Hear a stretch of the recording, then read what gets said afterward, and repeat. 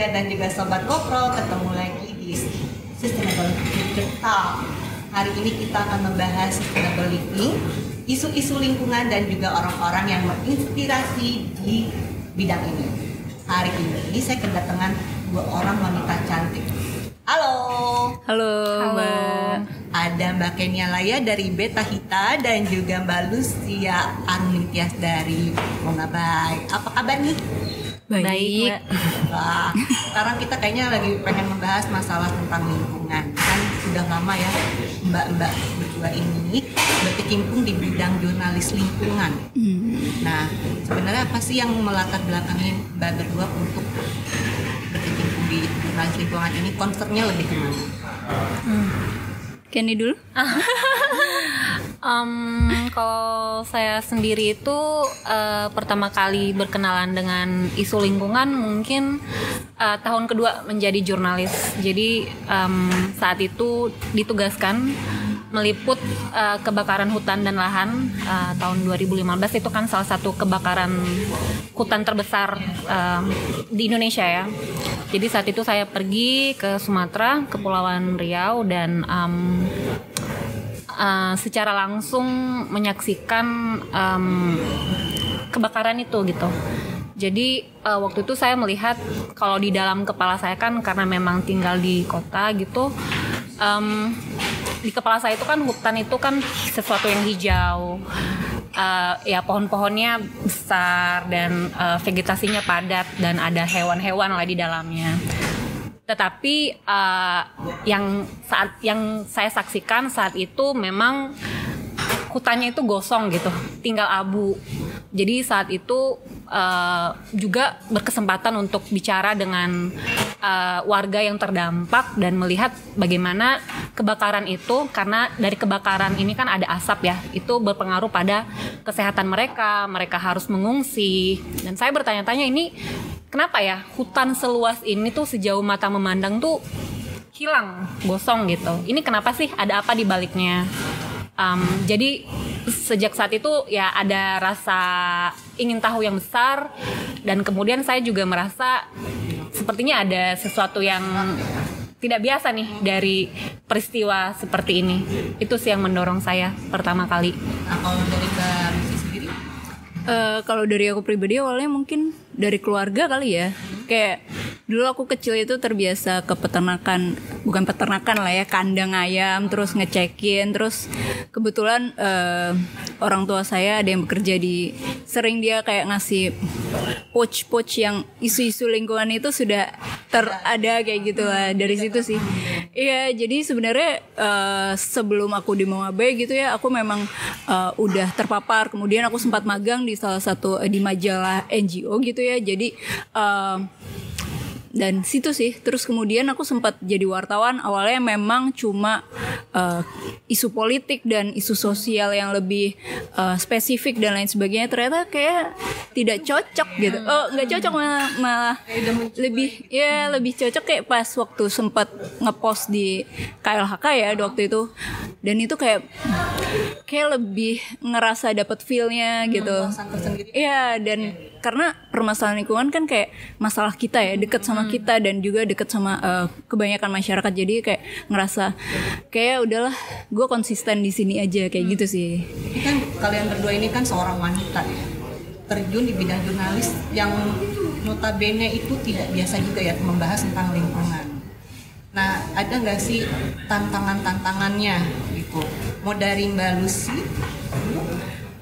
Tantangannya mungkin apa ya, kalau di lapangan kali ya mungkin ya, kayak tapi dengan model adaptasi ya, maksudnya mungkin nggak cuma jadi jurnalis di lingkungan ya, semua perempuan ya, maksudnya jurnalis perempuan itu memiliki tantangan yang sama. Misalnya di media, perempuan itu masih juga dianggap yang ya udahlah ngepost aja di pemerintahan kayak gitu, nggak usah lah main ke lapangan kayak gitu, karena misalnya risikonya cukup besar gitu. Padahal sebenarnya resiko-risiko itu kan bisa dimitigasi kayak gitulah. Dan ketika memang ke lapangan memang adaptasi yang memang cukup besar, kayak misalnya kita harus terbiasa misalnya tidur serampangan aja kayak gitu, ataupun kayak misalnya kamu nggak bisa pulang, kamu harus ngedon di, bisa menjadi cantik banget ya kalau udah di lapangan gitu, jadi mau di mana pun harus kan cantiknya di dalam diri. Terus kalau dari makanya Kalau dari pengalaman saya ya, ada tantangan menjadi jurnalis perempuan ya. Mungkin dari segi keamanan mungkin, karena kadang-kadang ketika misalnya nih ketemu narasumber, terus kadang-kadang narasumbernya tuh genit gitu, terus suka gangguin, seksis. Terus saya kadang-kadang ya seksis gitu kan. Terus kadang-kadang suka bertanya nih, kalau jurnalis cowok kayaknya nggak diginiin deh, kayak nggak digodain deh. Hal-hal seperti itu sih, selain tantangan-tantangan lainnya. kalau dari keluarga sendiri sebenarnya pada mendukung kalian nggak sih untuk terjun di bidang ini? Sejauh ini sih saya tidak Pas tidak awal ya. kalau gue awal sih. Okay. Pada saat awal emang pilihan menjadi jurnalis itu agak berat ya. Jadi Kenapa gitu ya? mending kan jadi PNS yang di kantor, yang punya jam waktu kerja yang jelas, nggak perlu. Dulu kan liburku itu cuma dalam seminggu sehari, dan itu pun cuma di weekday gitu kan ya. Dan aku balik ke rumah pun sebenarnya rumahku di Bekasi aja gitu kan. Tapi kalau aja. ya Iya. dekat itu. Iya. Dan harus pulang itu pasti sampai rumah udah tengah malam dan lain sebagainya kayak gitu sih. Ya konsep mereka kayak Kakak Mbak Kenia sendiri kan nggak ada masalah ya di dalamnya. Cuman membagi waktu, kan jurnalis kan jarang ya untuk bisa, kalau keluarga kamu besok ada ini, aduh nggak bisa, peliputan tuh begitu ya. Keluarga apa nggak ada masalah gitu, kamu lebih mentingin pekerjaan? Kadang-kadang sih ada pertanyaan seperti itu, cuma mungkin dari keluarga emang ngerti aja sih. Udah emang pekerjaannya seperti itu, jadi ya udah. Kita sekarang lebih membahas tentang keterlibatannya langsung nih di dalam isu lingkungan. Kali ini nih, menurut kalian berdua, isu lingkungan yang lagi krusial ini di Indonesia nih apa? Yang emang kayaknya ini nih yang lagi pengen gue bahas. Kayak ini nih yang kayaknya belum diperhatiin sama pemerintah, yang dari orang-orang udah mengeluh apa, tapi kayak kurang, ini yang harus gue tulis. Kita mungkin perubahan iklim ya. Cuma perubahan iklim kan banyak turning point, banyak hal yang emang dibahas ya. Kayak misalnya ngomongin perubahan iklim, kita bicara tentang cuaca. Cuaca itu kaitannya misalnya sama kesehatan dan juga bicara pangan ya. Nah itu kan sangat berpengaruh. Jadi memang hal yang memang penting yang sekarang perlu dikhawatirkan sebenarnya ya isu bumi yang semakin memanas, mendidih lah ya. Jadinya kan itu pengaruhnya banyak ke sektor pangan ya. Gimana kita tahu bahan pangan yang semakin meningkat itu rentetannya kan cukup besar, kayak misalnya mungkin nanti stunting, ataupun misalnya inflasi yang semakin meninggi karena harga pangan yang meningkat. kalau Mbak Ken, Kalau saya mungkin ngambil, tadi setuju banget sama Lucy. Kalau saya mungkin mengambil dari konteks Indonesianya ya. Mungkin yang krusial saat ini adalah bagaimana saat ini hutan-hutan alam di Indonesia itu, terutama di wilayah timur, itu sedang dalam ancaman, karena kan kayak hutan di Sumatera itu kan udah habis tuh oleh perizinan. Nah sekarang tuh izin-izin korporasi ya industri ekstraktif dan bisnis perkebunan skala besar dan kehutanan tuh izin-izinnya tuh sudah diarahkan ke Indonesia Timur. Seperti misalnya kayak di Maluku Utara, di sana tuh ada 44 izin usaha pertambangan, ya itu udah pasti dimiliki oleh korporasi. Terus kemudian di tanah Papua, apalagi di tanah Papua itu udah di-coupling lah istilahnya ya, sama ya kebun sawit skala besar, kehutanan segala macam. Nah kalau lagi bahas masalah kayak begini ya Mbak ya, ada gak sih rasa deg-degannya tiba-tiba kayak ada yang mengkonfrontir atau apa dari tulisan-tulisan ini sejauh ini? Ada gak sih yang bikin kayak aduh gue bikin kayak begini aman gak ya soalnya kan itu yang kayak tadi dibilang, soalnya kan itu semua berkaitan kan, lingkungan terus ke birokrasi atau apa segala macam. Ada nggak rasa was-wasnya saat meliput itu pas udah diterbitkan apalagi? Buat saya pasti ada ya, terutama kalau misalnya kita membahas topik yang cukup serius dan misalnya investigasi, itu kan investigasi kan berarti menuduh suatu pihak, misalnya pemerintah atau perusahaan, dia melakukan sesuatu kecurangan atau mengeluarkan kebijakan yang kong kali kong lah dengan pihak tertentu. Pasti ada rasa khawatir ini ntar kalau misalnya saya nulis ini diterbitin bakal ada apa gitu. Cuma mungkin ketika melakukan liputan, investigasi dan tulisan-tulisan yang mendalam, ya harus melakukan tugasnya sebagai jurnalis dong. Kayak disitulah pentingnya kita melakukan verifikasi dan konfirmasi juga kepada pihak yang kita liput. Karena memang apa yang kita sampaikan itu memang sesuai dengan apa yang ada di tempatnya. Betul. Setuju ya berarti ya? Setuju, karena memang sebelum diterbitkan ya misalnya investigasi pasti kita konsultasi sama LBH Pers dengan beberapa apa nih mitigasinya ketika memang tiba-tiba ataukah kita diapain gitu sih. Kita diapain tuh? Kayak misalnya kita digugat gitu ataupun ada yang kepikiran nggak tuh kalau misalkan kayak gitu nanti apakah pasang badan gimananya udah dengan jadi kayak gue tahu nih gue nulis kayak gini berarti gue udah harus pasang badan bila akan terjadi hal-hal ke depannya gitu. Itu kan pasti udah dipikirin kan. Iya betul. Nah tapi selama ini udah pernah menghadapi nggak hal-hal yang kayak begitu? Kalau saya belum pernah ya, tapi mungkin melihatnya gini sih, kalau misalnya kita bicara fakta dan didukung data, dan ya kemudian kita melakukan tugas kita untuk konfirmasi dan verifikasi itu ya kemungkinan aman. Tapi pernah sih waktu ini sebenarnya cuma liputan biasa ya, konferensi pers yang memang dilakukan oleh Kementerian Lingkungan Hidup dan Kehutanan terkait penetapan tersangka DL Sitorus dalam perusahaan register 40 di Sumatera Utara. Itu dia merobot lah ya hutan lindung gitu. Saat berita itu naik kan sebenarnya nggak cuma mau ngabai gitu ya, juga Kompas menuliskan itu, tapi ada oknum lah ya yang tiba-tiba menggugat kami bahkan sampai padahal tulisan sama ya. Iya, nah itu ya nggak tahu juga bahkan nyampe tapi itu kita memang karena pemerintah juga habis itu langsung didatengin juga sama oknum tersebut untuk kayak kenapa lo ngomong kayak gini kayak gitu. Nah tadi kan kita udah bicara nih mengenai tantangan terus menghadapi hal-hal yang kira-kira bakal terjadi gitu ya. Nah sekarang aku pengen tanya juga nih, kan kayaknya isu-isu lingkungan ini kayaknya agak kalah nih sama media-media mainstream yang membahasnya isu-isu politik. Padahal kan juga kayaknya isu lingkungan tuh kan penting juga ya, karena kayak kita tahu sekarang aja kayak yang tadi sempat kita ngobrol di belakang deh, kita ngobrol, Mbak ini benar gak sih kalau misalkan kayak keadaan sekarang hujan panas itu apa karena berpengaruh dari hati gue atau emang ada pengaruhnya sama yang sekarang dengan lingkungan ini? Iya emang. Jangan pada berebutan. Emang susah ya maksudnya.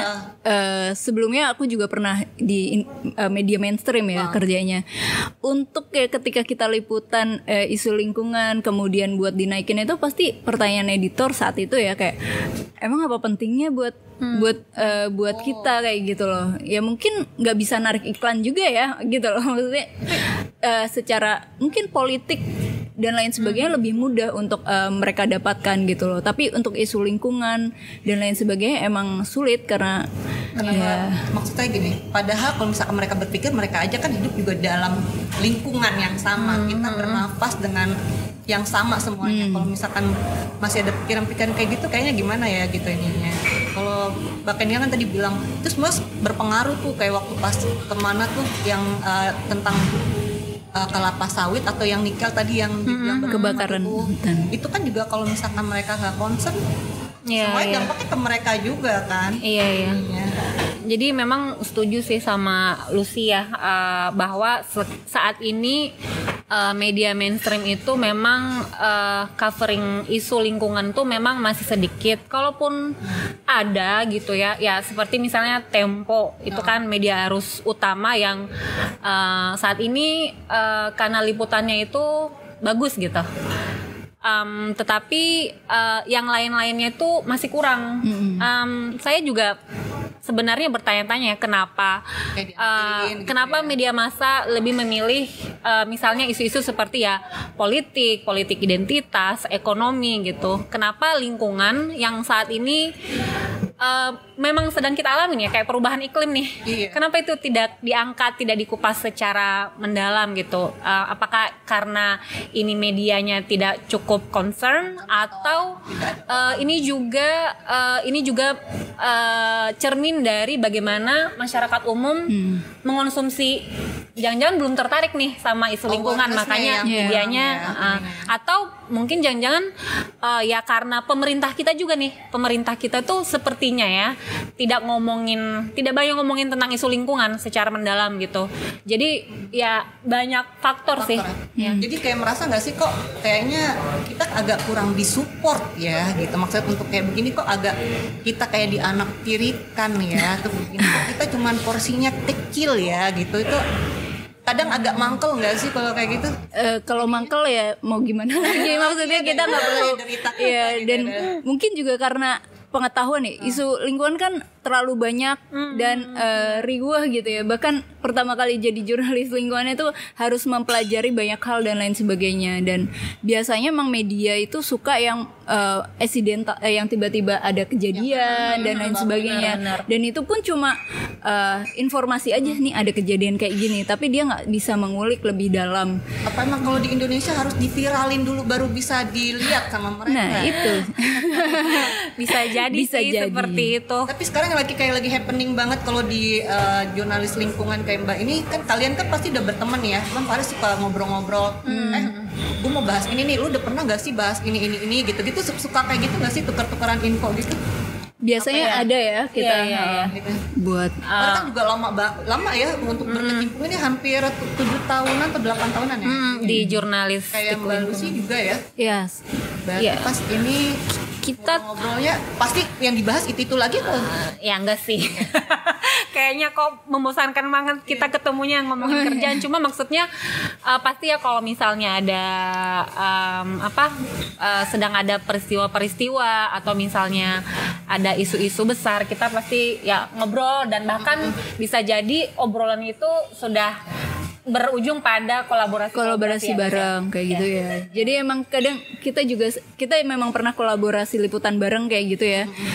Berawal ya kayak gitu, ketemuan terus kayaknya menarik ya nggak sih bikin kayak gini dan lain sebagainya. Gue mau ngeliput ini nih. Iya. Kadang sebenarnya juga cuma ya? Kayak ketemu ngopi nongkrong aja, terus ngobrol nih sama rekan-rekan jurnalis yang lain, terus kayak menarik nih, gimana kalau misalnya kita bikin yang kayak gini buat gitu yang lebih serius kayak gitu. Tapi kalau misalkan kayak gitu pernah nggak sih dalam satu waktu membahas hal yang sama, hari ini nulis itu, hari ini juga sama gitu, atau gimana? Janjian kita bikin bareng yuk gitu. Janjian liputan maksudnya sama bahasannya, maksudnya gue nulis ini, lu juga nulis ini yuk gitu, kita ke enggak, mau kemana nih ininya, gue bahas yang ini, lu bahasnya itu ya gitu.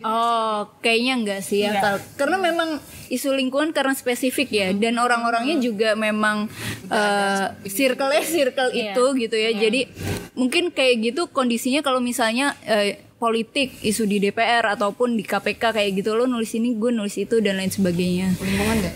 Kita nggak bersaing lah ya, kita enggak sih, kita bestie. Kita harus saling mengisi untuk udah pasti kalau misalnya liputan ke KLHK, terus misalnya dia pembahasannya mengenai misalnya populasi badak atau kelahiran gajah gitu, ya pasti nulisnya itu. Sama. Tadi kita ngobrol itu ya masalah pemerintah ini tuh gimana sih Mbak, waktu pas aku tanya gitu tadi pas kita itu sih pas waktu hutan kita diiniin tuh mereka pada pindahnya kemana ya, itu kadang-kadang nggak dipikirin tuh suka akhirnya dibahas si binatang-binatang ini akhirnya Mbak angkat juga itu? Pasti karena selalu satwa yang sering menjadi korban ya. Enggak cuma satwa ya, maksudnya manusia yang memang di sana. Setelah ditulis. Iya, sulit. Nah, itu makanya dengan adanya kita nih.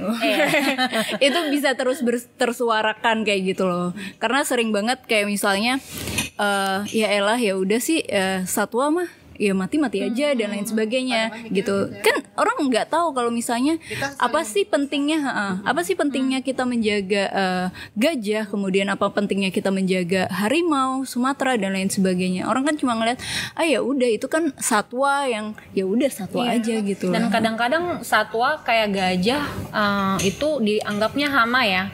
Nah, kayak tahun ini aja tuh kayaknya udah lebih dari 2 atau 3 gajah yang mati. Gitu. Iya. Dan ya menurut saya itu sebuah kerugian besar ya buat manusia kalau sampai kehilangan gajah gitu. Bahkan ketika pembangunan yang emang nggak berorientasi pada keberlanjutan gitu ya, sebenarnya kan kayak konflik satwa dengan manusia kayak tadi dianggap hama dan lain sebagainya, itu kan angkanya biayanya itu tinggi juga kayak gitu loh. Dan ya ini masih jadi pertanyaan kita semua ya, kenapa pemerintah, perusahaan itu tidak pernah mau concern terhadap hal tersebut gitu sih. Anak muda kan sekarang juga kayaknya lebih concern tentang lingkungan, ini juga udah mulai lumayan ya. Nah, ini kalian untuk menggrab si anak-anak muda supaya bisa ayo bareng-bareng sama kita yuk, supaya jangan supaya kita didengar juga sama yang di atas gitu. Itu kalian gimana yang kalian lakuin untuk supaya menggrab anak-anak muda supaya lebih concern lagi dengan isu-isu ini? Kalau dari kita sih memang buat di sosial media ya, memang mungkin membuat konten itu akan lebih bisa masuk ya informasinya ke teman-teman muda, ke orang-orang muda dibandingin membaca tulisan kita. Mongabe itu kan tulisannya lumayan panjang ya gitu loh. Nah, kadang memang ini sebenarnya baru PR bersama dan juga baru banget digarap oleh Mongabe ya. Gimana sih sebenarnya kita bisa menjangkau isu yang benar-benar, karena kan setiap liputan itu berbiaya besar gitu ya. Nah, gimana supaya itu menjadi mainstream di obrolan-obrolan anak muda yang mungkin menerjemahkan sama sosial media sekarang ya. Iya, cuma yang menarik ya temuan kalau dari sosial medianya Mongabe ya, mereka itu lebih suka dengan konten-konten yang lucu-lucu yang gitu sih. Itu yang menjadi PR banget sih. Sekarang maksudnya gini, mereka tuh cara mereka untuk membantu itu kan berbeda-beda nih. Dulu generasi kita mungkin lebih concern kayak agak lebih serius, kita unggah mereka langsung responsif ke gimana. Anak sekarang pas begitu kalau kalian posting, respon apa sih yang pertama kali didapat dengan kata-kata? Ada nggak sih yang se-aware itu langsung kayak ngomong, ih mbak itu kayak gimana ini gitu-gitu, ada nggak yang langsung responsif dengan apa yang udah kalian posting? Kalau dari media sosial Beta Hita ya? Sih dari Beta Hitanya ya? Iya, mungkin tidak terlalu ya, karena kan kalau Beta Hita sendiri kan dia isunya cukup cukup kompleks ya, dan cukup kompleks, dan kita juga ingin mengelevasi misalnya laporan-laporan dari organisasi masyarakat sipil, hasil penelitian mereka. Jadi memang ketika kita posting nih sebuah peliputan gitu, sebuah tulisan, paling yang pasti yang komen-komen itu ya ini stakeholders terkait gitu. Kalau misalnya tuh tetapi kita pernah melakukan satu uji coba nih, bikin liputan mengenai capung. Mengenai serangga, capung sama kupu-kupu, dan kebetulan saat itu memang ada anak muda, dia masih SMA dari NTB. Dia menemukan jenis baru dari capung gitu.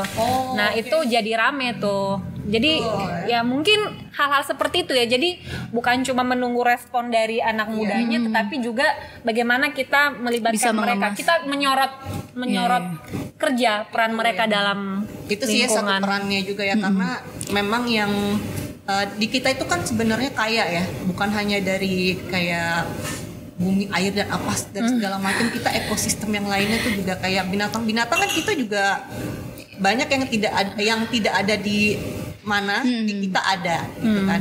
Nah dengan kalau yang kayak gitu anak muda moto ya tadi ya berarti ya moto terus diposting tentang capung itu lalu langsung diangkat nggak di Beta Hita gitu langsung apa cuman oke, dinaikin aja. Oh ya, waktu itu kan kita memang kita tahu tentang anak muda ini dari jaringan ya. Dan ya kita dikasih tahu, kemudian kita reach out ke dia melalui media sosial, terus kita melakukan wawancara, apa yang memotivasi dia, kenapa sih dia hobi ini capung gitu, gimana anak muda sekarang mungkin gimana cara iniin capung yang dia seneng sama capung gitu, gitu. Jadi ini memang unik ya orangnya. Gitu. Berarti namanya kan Daniel. Dia pengetahuannya tentang si hewan yang si capung dan sejenisnya itu berarti dia tahu banyak gitu ya. Padahal kalau aku sendiri kan ngelihat cara awam capungnya sama aja ya, sayapnya, warna ininya. Nah yang bikin unik kayak gitu dia sampai tahu kan berarti itu anak memang iya benar. Kalau dari Mongabay sendiri ini kan juga sekarang ada Mbak Lucy kan juga lagi bahas tentang Young Outreach ya. Nah itu apa aja tuh yang dilakukan? Jadi memang divisi Youth Outreach ini emang baru banget sih. Jadi memang dan ini modelnya masih uji coba. Jadi memang ya itu sih baru memang caranya adalah membuat tulisan-tulisan yang memang berat itu menjadi lebih ringan kayak gitu loh, dengan melalui konten sosial media sebenarnya. Memang karena kita mau nggak mau menyadari ya kalau pembaca di website itu makin lama makin turun kayak gitu. Kan mungkin dari bahasa-bahasa juga kan kayaknya emang agak bahasa-bahasa yang tidak biasa ya. Iya betul. Karena kayak saya sendiri pun kalau misalkan baca kan ini sepertinya emang bukan kosakata yang awam. Jadi bagaimana sekarang si Mongabay ini di Young Outreach itu juga memberikan awareness ya supaya betul. Tulisan berat menjadi ringan itu contohnya kayak gimana? Ada yang udah pernah di? Biasanya kita bikin listicle. Listicle itu list artikel. Jadi misalnya 5 fakta terkait gajah, misalnya 5 cara misalnya K-popers menjaga hutan di Sumatera kayak gitu. Itu kan sebenarnya poin-poin penting aja yang ditulis, nanti ada tulisan yang lebih dalam yang sebenarnya mau kita sampaikan. Selain itu juga ini sih kalau kami lagi nyoba juga mengajak si anak muda itu sendiri untuk terlibat dalam Mongabay. Jadi kita mau mencoba membangun komunitas bersama sih, namanya Sahabat Mongabay sih. Itu jadi kayak pembaca-pembaca muda ya bisa berkolaborasi bareng kita untuk istilahnya kita masih muda. Ya kayak gitu untuk istilahnya misalnya aku juga bisa misalnya kolaborasi sama Kenny gitu ya. Misalnya ada laporan teman-teman Beta Hita terkait apa, kemudian kita bisa collab bareng kayak gitu sih sebetulnya. Ini juga ya, soalnya kan ya memang sekarang sasaran lebih ke anak muda ya, karena memang yang harus dieducate apa segala macam kan mereka ya untuk ininya. Nah kalau dari hal-hal yang seperti itu udah dilakukan di Young Outreach itu, Mbak Kenny sendiri ada apa nih yang pengen dilakuin buat si seperti yang udah dilakuin sama si Mbak Lucy? Kalau kita tuh memang belum ada ya, karena tadi seperti yang saya bilang itu memang kita elevasi isu, advokasi isu gitu.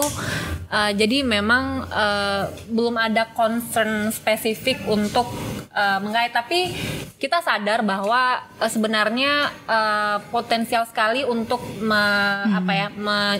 mengedukasi, memberikan informasi tentang lingkungan, karena ya anak muda kan banyak pakai gadget ya. Iya, pakai gadget. Jadi sukanya udah pasti scroll gitu lah ya. Scroll. Jadi ya mungkin ke depan selain misalnya bikin judul-judul yang lebih engaging gitu ya, kayak misal pakai ya beberapa kali kita mencoba misalnya bikin judul tuh ya misalnya ada misalnya ada hutan dibabat sekian juta hektar, emang boleh ya, itu kan gitu. Bahasa anak muda ya, sejauh ini gitu ya, main kopinya lah ya.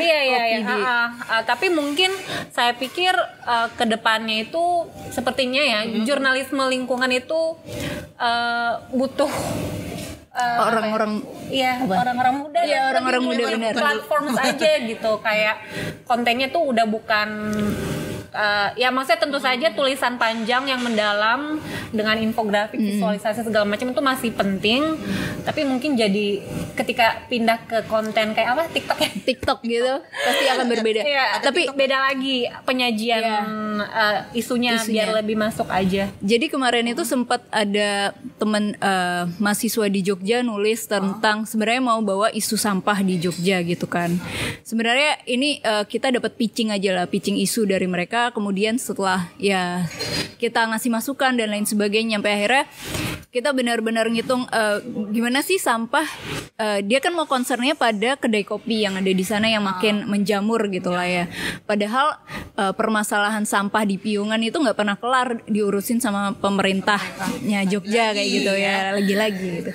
Nah, nyampe akhirnya kita benar-benar ngitung ya, misalnya dalam satu kedai gitu ya, ada berapa sih kira-kira gelas yang memang mereka pakai gitu ya, untuk dijual lah setiap harinya itu berapa, peaknya paling banyak berapa, paling rendah berapa. Kemudian kita hitung nih kira-kira ada berapa sih toko bahasanya franchise kopi yang sebenarnya tipenya itu langsung dibawa yang pakai gelas plastik kayak gitu. Memang sekarang udah kebantu juga ya, ada beberapa aplikasi yang memang sudah mewadahi untuk kayak yang seperti itu kan, yang lingkungan.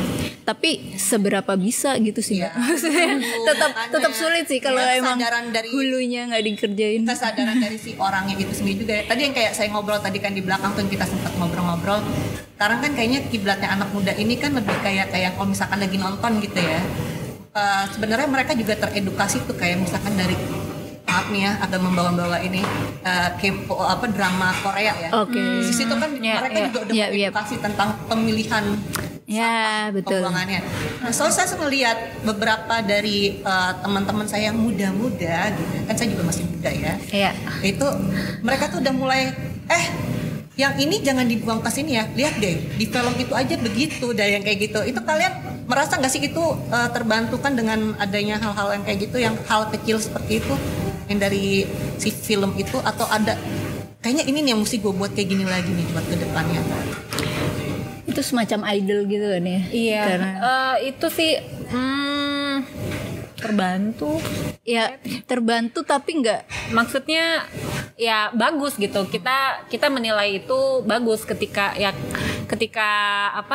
anak-anak muda ini yang punya hobi nih, misalnya dia penggemar K-pop, kemudian mereka melakukan penanaman pohon misalnya di hutan gitu ya bagus gitu. Itu bisa jadi awal untuk anak muda ini untuk berkenalan gitu, kayak oh ini bukan cuma pohon tapi mereka tuh masuk ke dalam hutan gitu. Betul. Karena kan anak SD juga udah diperkenalkan kayak gitu kan.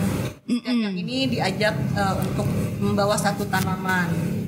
Tapi perlu juga kan kayak misalnya nggak cuma, biasanya kan itu cuma seremoni ya, perlu juga kayak edukasi dari orang tuanya misalnya, kenapa sih penting nanam pohon dan lain sebagainya. Kayak gitu. Hal seperti itunya yang cuma keputus gitu. Takutnya cuma kayak disuruh bawa gitu kan ya gitu. Cuman ada juga yang langsung mereka diajak field trip gitu kan sama kita coba nanam yuk, kayak misalkan kita lihat di hutan mangrove atau apa gitu ya ininya. Nah, kalau misalkan kalian sendiri nanti ke depannya nih, kalau misalkan gitu ya, dikasih kesempatan buat datang nih liputan ke sekolah-sekolah atau apa ya, kalian itu pengen kasih tahu ke mereka tentang apa untuk lingkungan? Hal yang paling simpel. Adik-adik ngapain bu gitu ya. Kan kalian yang mesti kayak ngasih tahu, ngasih contoh gitu ya. Iya betul. Apa lu? Kalau dari saya pribadi sih lebih kayak, aku kalau misalnya suruh ngisi di kepada orang-orang muda itu, melihat sih apa sih yang mereka butuhin sebetulnya yang pertama.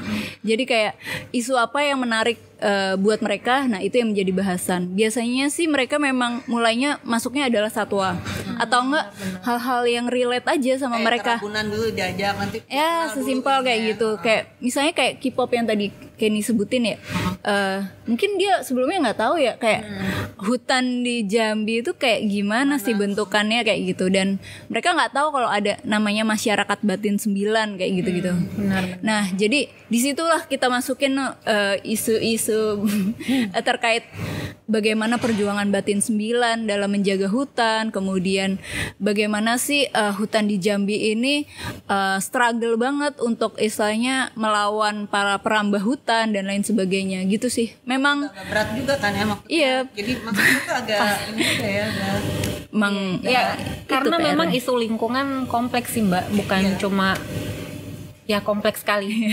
Udah kepikiran gak sih kayak misalkan ngebuat bikin kayak suatu tulisan tapi yang tidak maksudnya kan kalian tadi bilang ini yang berat kayak pengen kita jadiin ringan.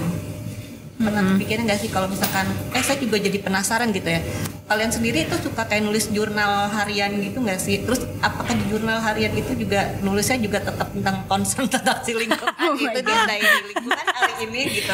kayak gitu nanti ini cepet 24 gilanya Mbak. jam banget nih kerja mikirin lingkungan. Dia jadi pada bengong semua gitu kan. Iya. Apa yang bisa diiniin kan misalkan dari gue curhatan sehari-hari bisa nih gue anggap ini. Itu pernah gak sih kayak seharian gitu kalian mengalami satu hari yang kayak padat gitu kalian tulis terus ini kayaknya ngaruh nih sama nanti besok gue mau angkat ini nih. Enggak sih, enggak segitunya ya. Kalau dari aku pribadi sih enggak segitunya nyampe mempengaruhi kehidupan sehari-hari. Tapi mungkin lebih kayak Sebenarnya kalau misalnya nih bicara isu lingkungan itu kan, lingkungan di Indonesia ini kan ya kondisi alam dan lingkungannya itu sangat berkelindan dengan kebijakan pemerintah, dan kebijakan pemerintah itu banyak memberikan keuntungan perusahaan, memberikan izin konsesi untuk ya bisnis ekstraktif seperti tambang batu bara, nikel, dan kemudian memberikan izin kepada kebun sawit. Dan tentu saja nih kemudian ketika izin nih misalnya izin nih diberikan suatu izin ratusan ribu hektar kepada satu perusahaan di tanah Papua. Kita tahu Papua itu kan bukan tanah kosong ya. Di hutan itu ada masyarakat adat yang sudah turun menurun mengelolanya gitu. Otomatis ketika kita melihat itu misalnya ada terjadi konflik, dan seringkali masyarakat yang memperjuangkan haknya itu Mbak, mereka tuh ditangkap gitu, karena bersuara gitu ya, dikriminalisasi gitu. Dan maksudnya memang ya sebagai manusia ketika kita memikirkan itu ya, meliput, mewawancara, bertemu orang, itu memang cukup berpengaruh sih kepada kita kayak. Padahal sebenarnya banget ya, karena memang ya, sebegitunya gitu, sebegitu timpangnya. Itu yang bikin orang jadi juga takut untuk speak up kali ya. Kalau kayak gitu mau curhat juga bingung nih, kita bersuara aja di in juga gitu. Iya. Ya kalau misalnya gimana ya, saya kayak kadang-kadang kan kalau masyarakat adat kan tidak selalu dapat akses ya Mbak, kayak informasi, kayak misalnya masyarakat adat di tanah Papua tidak selalu dapat akses untuk bersuara gitu. Jadi ketua suku-sukunya itu juga. Ya, jadi mungkin sebenarnya disitulah media berperan, ya kasih kita tuh jadi voice of voiceless gitu, bukan mau jadi pahlawan kesiangan, tetapi ya memang ya saat ini faktanya demikian. Dan tiap suku itu kan juga jadi soalnya di Papua itu kan juga sukunya kan beragam tuh, ya kan? Karena setiap suku itu pasti dia ada kayak ininya sendiri lah gitu kan. Makanya kasihan juga kalau misalkan sampai gue yang nempatin ini tempat, gue pengen ini tapi nggak bisa gitu. Terus terus strategi apa nih yang kalian lakuin kalau misalkan pengen memperjuangkan isu-isu yang lagi sekarang? Sebenarnya lebih ya menulisnya aja sih sebenarnya. Jadi ya kita datang ke lapangan, kita menggali apa aja sih sebenarnya yang emang mau kita tuliskan dan lain sebagainya. Ya itu yang terpenting adalah kita menyuarakan isu dari masyarakat adat itu sendiri, dan juga kira-kira apa sih yang biasanya kan media itu cuma dapat garis besarnya aja. Nah, kita juga pengen lebih kayak menyuarakan apa sih yang mereka rasakan, dan juga sering banget kalau di lapangan itu perempuan itu tidak diberikan ruang ya untuk bicara. Jadi kalau kita sering banget tuh kayak mau dong ketemu sama warga yang mungkin paham terkait itu, dikasihnya ya laki-laki lagi gitu. Oke nih, terakhirnya closing statement dari kalian berdua nih sebelum kita tutup acara ini. Apa yang pengen kalian sampaikan terakhir nih untuk berat nih lingkungan atau untuk pekerjaan kalian ke depannya? supaya nanti orang-orang terinspirasi, gue pengen banget menjadi kayak kalian. Menjadi kayak Iya lah, siapa tahu orang cita-citanya jadi jurnalis loh, kayak aku kan dulu gitu cita-citanya. Oke. Ya mungkin kalau dari saya itu pertama ya saya pengen mungkin masyarakat tuh bisa lebih sadar ya tentang isu lingkungan. Dan kemudian kedua ini yang paling penting sih, pemerintah itu ya saya berharap arah kebijakan dia itu lebih memperhatikan lingkungan dan keberlanjutan, karena ketika izin-izin itu diberikan, otomatis ini berdampak pada hutan, berdampak pada masyarakat adat, kepada satwa. Jadi lingkungan kita itu tidak akan lingkungan kita itu bisa dilindungi dengan kebijakan pemerintah yang lebih ramah lingkungan. Seperti itu sih. Oke deh, kayaknya udah mewakili banget nih ya, kayaknya closing statementnya Mbak Kenny ya. Iya. Pokoknya nanti kalau aku ingin berkabar-kabar lagi, update nanti dinaikin ya isu-isu yang aku pengen sampaikan ya. Oke. Siap. Eureka Woman Lover, Sobat Satya dan juga Sobat Koprol. Itulah tadi perbincangan saya dengan para jurnalis lingkungan yang sangat menginspirasi. Semoga apa yang disampaikan oleh mereka dan kita bahas hari ini memberikan faedah, dan jangan juga lupa tetap jaga lingkungan, ya kan? Nah. Sampai jumpa.